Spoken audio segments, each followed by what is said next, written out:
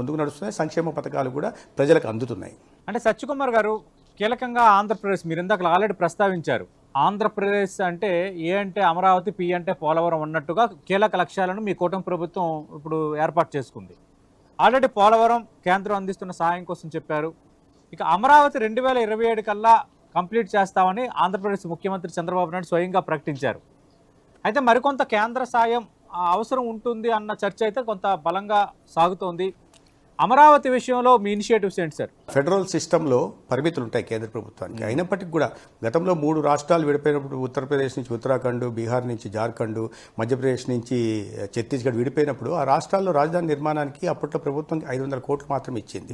కానీ ఇక్కడ రాజధాని నిర్మించాలని తలపెట్టినప్పుడు 2500 కోట్లు ఇవ్వడం, కానీ ఇవ్వడం కాకుండా నేను అంటున్నది ఏంటంటే అనేక మీరు బిఎల్ కానీ లేదా ఎన్ఐడి కానీ, ఎన్ఐడిఎం కానీ లేదా సిపెట్ కానీ లేదా ఎయిమ్స్ కానీ ఇటువంటి అనేక కేంద్ర ప్రభుత్వ సంస్థలు కానీ కార్యకలాపాలు కానీ ఇక్కడ 65,000 కోట్ల పెట్టుబడులతో వస్తున్నాయి. మీరు పెట్టుబడులు వస్తున్నప్పుడు ఏమవుతుంది? ఆర్థిక ఎకనామిక్ యాక్టివిటీ పెరుగుతుంది.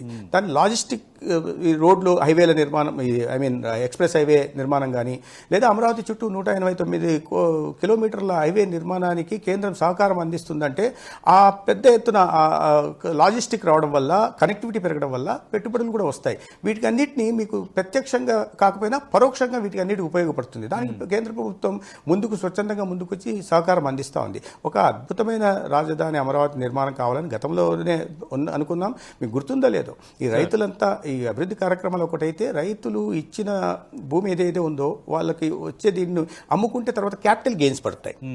Long term, short term 20 to 30%. గౌరవ ప్రధానమంత్రి స్వయంగా రైతులు కలిసి ఆయన ఆ క్యాపిటల్ గెయిన్స్ ఎగ్జంప్షన్ కూడా ఇచ్చిన విషయాన్ని మనం ఇక్కడ గుర్తు చేసుకోవాల్సి ఉంది. సో మొదటి నుంచి అమరావతి నిర్మాణానికి కేంద్రంలో ప్రభుత్వం, ఎన్డీఏ ప్రభుత్వం, మోడీ గారి ప్రభుత్వం సంపూర్ణ సహకారం అందిస్తూ ఉంది. ఆ సహకారం కొనసాగుతుంది. ఖచ్చితంగా ఒక అమరావతి, ఎందుకంటే ఒక రాజధాని నిర్మాణం కావాలంటే మనం వాస్తవాలు మాట్లాడుకోవాలి. ఓవర్ నైట్లో కాదు, ఒక నెలలో కాదు, ఒక సంవత్సరంలో కాదు, కొద్ది సమయం పడుతుంది.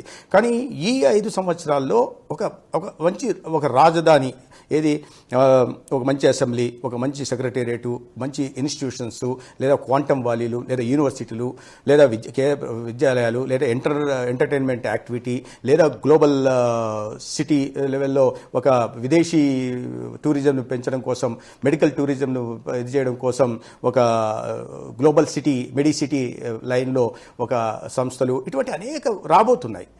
ముఖ్యమంత్రి గారు పదే పదే చెప్తున్నారు. దానికి పనులు కూడా ప్రారంభమయ్యాయి, మొదలు పెట్టారు. మన ప్రధానమంత్రి గారు వచ్చి పునర్నిర్మాణానికి 56,000 కోట్ల పనులకి వారు మరీ భూమి పూజ చేయడం జరిగింది. పనులు టెండర్లు పిలవడం జరుగుతున్నాయి.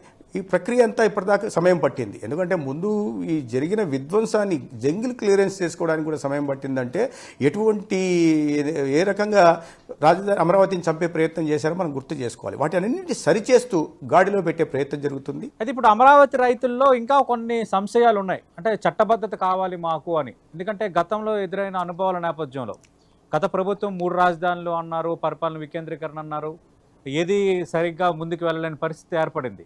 కానీ రైతుల్లో ఏదో ఒక మూల ఒక భయం ఉంది. రేపు మళ్ళీ ఇంకెవరు వస్తారో, మళ్ళీ రాజధాని ఇది కాదంటారేమో, ఆ తరహా భయాలు అయితే ఉన్నాయి.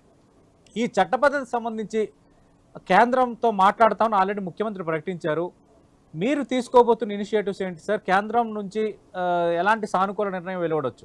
అయితే గత 5 సంవత్సరాల ఆ అనుభవాల్ని దృష్టిలో పెట్టుకొని వారు పడిన బాధలను, ఇబ్బందుల్ని, ఆ కార్చిన కన్నీళ్లు, 200 మంది పైగా ప్రాణాలు ఆ ఒత్తిడిలోనే పోయాయన్న విషయం కూడా మనకు తెలుసు. అవన్నీ అప్పుడు ప్రభుత్వం చేసిన హత్యలుగా మనం పరిగణించాల్సింది. అది ఇవి జరిగిన నేపథ్యంలో ఆ భయాందోళనలో ఉండడం సహజం.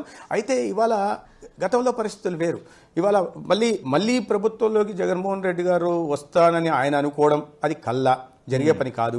అయినప్పటికీ కూడా రైతుల్ని భయాందోళన నుంచి బయటికి తీసుకువచ్చి, లేదు మాకు రక్షణ ఉంటుంది, చట్టభద్రత కలుగుతుంది అని వాళ్ళు ఒక నిశ్చింతలోకి వాళ్ళకి తీసుకెళ్లాల్సిన అవసరం ఉంది. దానికి ముఖ్యమంత్రి గారు కూడా ఎలాగో మాట్లాడుతున్నారు.